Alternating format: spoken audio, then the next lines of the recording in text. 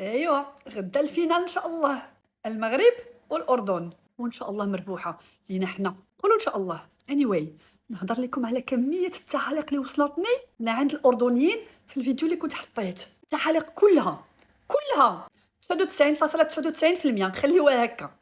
تربيه عاليه، اخلاق عاليه، وروح رياضيه عاليه. كربحنا حنا، كربحتوا نتوما، كربحتوا نتوما، كربحنا حنا. فيهم البعض يقول لك لا الكاس اردنيه وحنا كنجاوبوهم الكاس مغربيه. عادي، ولكن التعاليق كلها في المستوى، بحال التعاليق من السوريين ومن الاماراتيين.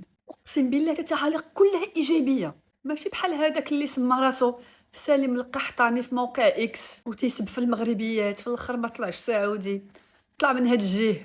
وراه حفظناكم. اي نعم، باقي كاينين مكلخين من عندنا حنايا تيتيقوا داكشي، ولكن حنا في عصر الذكاء الاصطناعي، دغيا كيطلع الكلاخ طبيعي. وعندك شي حد يمشي يحط كومونتير بالدرابو ديال الاردن فيه السب والقذف؟ لا، غيطلع ماشي اردني، حيت الاردنيين تربيه ملوك. خوا مع الاردن، ولاد العم. عارفين شنو هي ولاد العم؟ قراو شويه التاريخ، لا ما كتقراوش نتوما. anyway الثقافه باقي ما وصلتوش ليها. دابا قولوا لي ان شاء الله غدا كاس مغربيه ولا اردنيه؟